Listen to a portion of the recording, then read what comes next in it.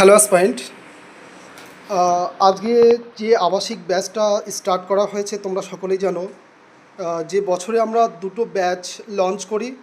তো দুটো ব্যাচ, তার এটা লাস্ট ব্যাচ। আমাদের পরিচয় ঘটিয়ে দেবো এই কারণের জন্য, যাতে করে যারা যে সমস্ত স্টুডেন্টগুলো যারা মনে করছো যে না, হয়তো কেউ পড়াশোনা এই মুহূর্তে হয়তো করছে না, পরীক্ষা হচ্ছে না বলে, কম্পিটিশান কম, তারা আমার স্টুডেন্টরা যাতে উপলব্ধি করতে পারো যে না, কোনো অংশেই কম্পিটিশান কম নয়।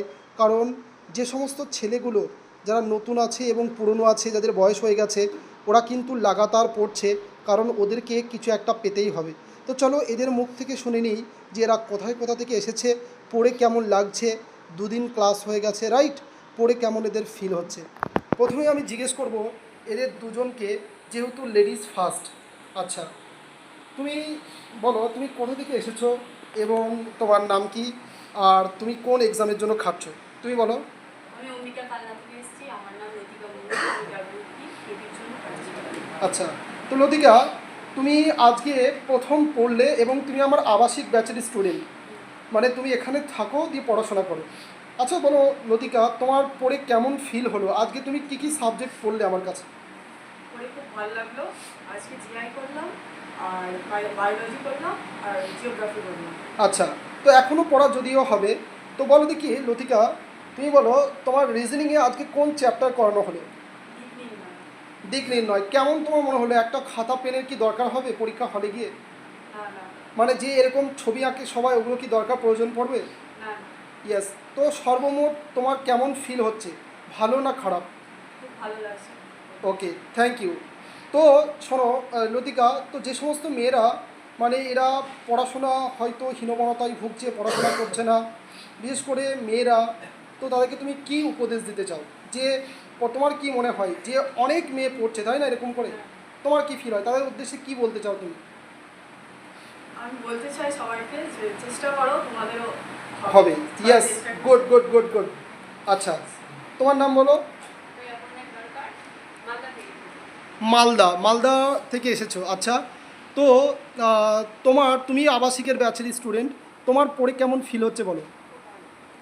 আচ্ছা, তোমার আজকে রিজনিং করলে সব কিছু করা হলো, তুমি যদিও আজকে প্রথম ক্লাস তোমার, তো তোমার সর্বমোট কি মনে হচ্ছে যে? খুব ভালো লেগেছে, মানে কোনো কথা হবে না। আচ্ছা আচ্ছা, গুড, থ্যাংক ইউ। ঠিক আছে, এরা আমার আবাসিক ব্যাচের স্টুডেন্ট, মেয়েরাও। ঠিক আছে। আচ্ছা আচ্ছা, তুমি কোথা থেকে এসছো বলো? আয়েশ, বলো। আমি মুর্শিদাবাদ থেকে এসেছি। জোরে বলবে, হ্যাঁ। মুর্শিদাবাদ থেকে এসেছি, ইসলামপুর থানা, কমাইপুর গ্রাম। তুমি আবাসিক ব্যাচের স্টুডেন্ট আমার, তো তুমি বলো আয়েশ, তোমার দুদিন হয়ে গেল পড়া, নতুন ব্যাচের স্টুডেন্ট তুমি, তোমার পড়ে কেমন মনে হচ্ছে আয়েশ?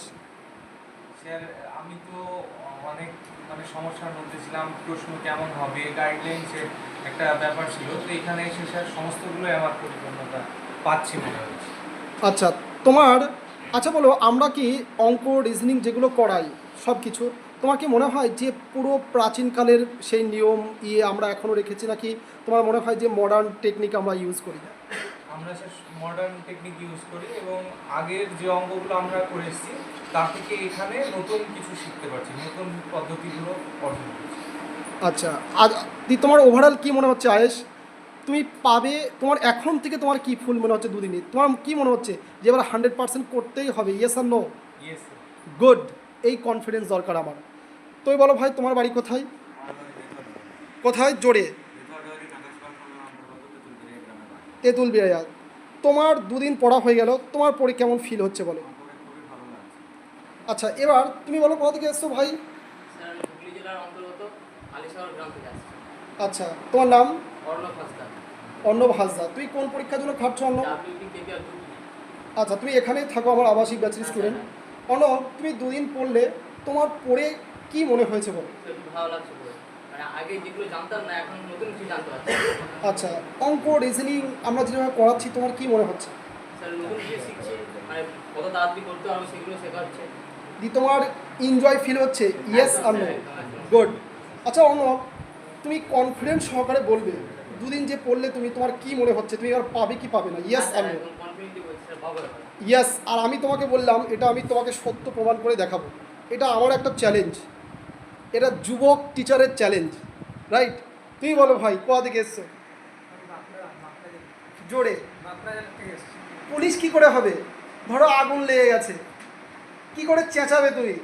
বাঁকুড়া জেলা থেকে এসেছি। আচ্ছা, তোমার নাম? রাকেশ হাজারি। রাকেশ হাজারি। হাজারি। আচ্ছা রাকেশ, তোমার পড়ে কেমন মনে হচ্ছে? ভালো স্যার। ভালো।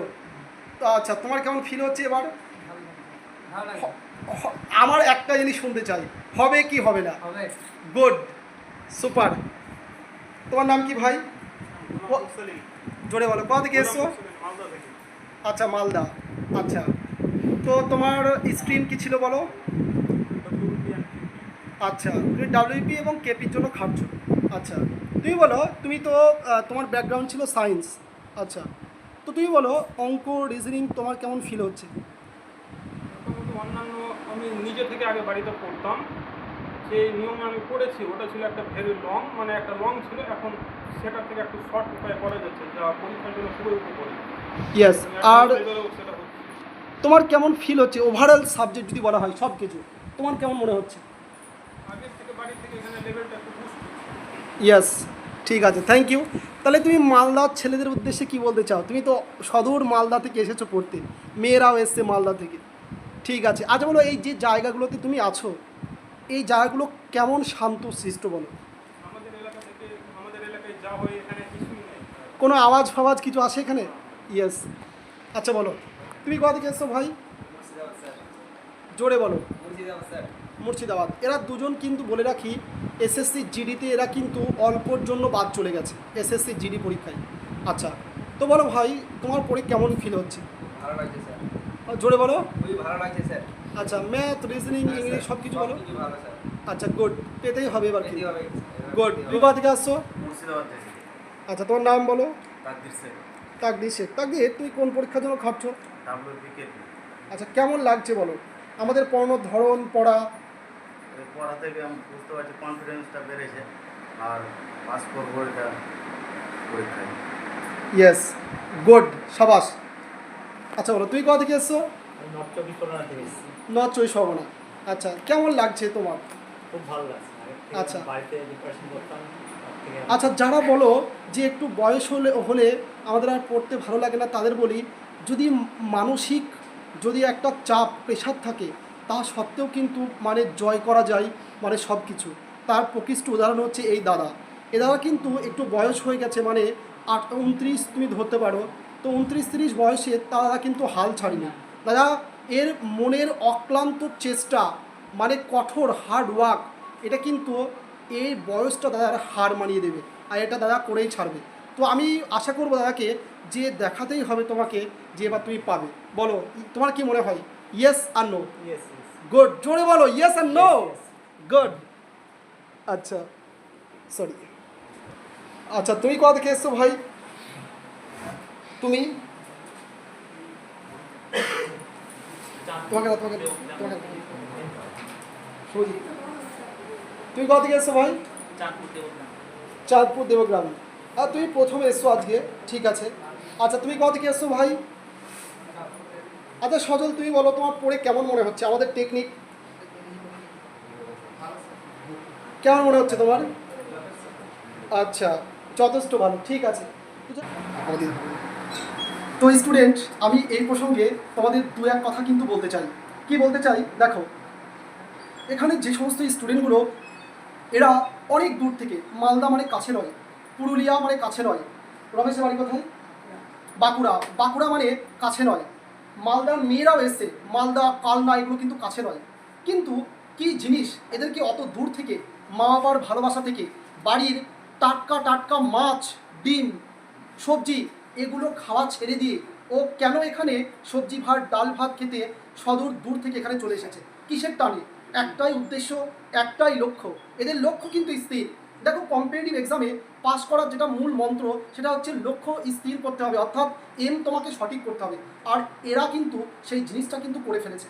ক্যামেরার ওদিক থেকে যারা তোমরা দেখছো, তাদেরকে আমার একটাই অনুরোধ, আমরা যেহেতু লিমিটেড ছাত্রকে পড়াই, 15 জন, বছরে তোমার 2টো ব্যাচ, তো আমি যে জিনিসটা বলতে চাই যে আমি তোমাদেরকে ইউটিউবেও পড়াই, আবার এখানে অফলাইনেও পড়াই। তো তাদের উদ্দেশ্যে আমি বলবো, তোমরা কিন্তু ইউটিউব থেকেও পড়তে পারবে, কিন্তু তোমাদের এম ঠিক করতে হবে, মনের জোর নিয়ে আসতে হবে। মনের জোর কিন্তু সব কিছুকে হারাতে এবং তোমাকে জিতাতে এটা বাধ্য করবেই, কিন্তু তোমার কঠোর স্ট্রং ডিটারমিনেশন তোমার কিন্তু দরকার। দেখো, আমরা আমাদের অঙ্গ, হাত, পা থাকা সত্ত্বেও আমরা কিন্তু মাউন্ট এভারেস্ট জয় করতে পারছি না। কিন্তু যার অঙ্গ নেই, যার হাত নেই, পা নেই, অথবা কোনো কিছু একটা নেই, দেখো তা সত্ত্বেও তারা দেখো তাদের স্ট্রং ডিটারমিনেশন এবং লক্ষ্য স্থিরের জন্য তারা দেখো মাউন্ট এভারেস্টের মতো অত বড় একটা জায়গা পাড়ি দিয়ে দিচ্ছে। তোমরা সকলেই জানো আমরা অরুণিমা সিনহার কথা বলছি, যে দেখো অ্যাম্পিটিউড মহিলা, অঙ্গ নেই একটা, তা সত্ত্বেও কিন্তু তোমার সে শিখর জয় করে ফেলছে। তার একটাই উদ্দেশ্য, তাদের সঙ্গে আমাদের যে স্ট্রং ডিটারমিনেশন, মানে মনের দৃঢ়তা, আর এই মনের দৃঢ়তাই তোমাকে কিন্তু সফলতার মূল চাবিকাঠি। আমি তোমাদেরকে বলবো যে ভালো করে পড়াশোনা করো, লাগাতার পড়াশোনা করো, আর এই ভিডিওটা তোমাদের উদ্দেশ্যে যাতে তোমরা লক্ষ্য স্থির করতে পারো এবং জয় করতে পারো তোমাদের ছোট্ট journey. West Bengal KP police অতি শীঘ্রই হবে, তোমরা বিভিন্ন ইউটিউব মাধ্যমে কিন্তু শুনতে পাচ্ছ। যাই হোক, তোমাদেরকে একটা কথা বলা, ভালো করে পড়াশোনা করো, ভালো করে খাটো। Thank you and have a good day.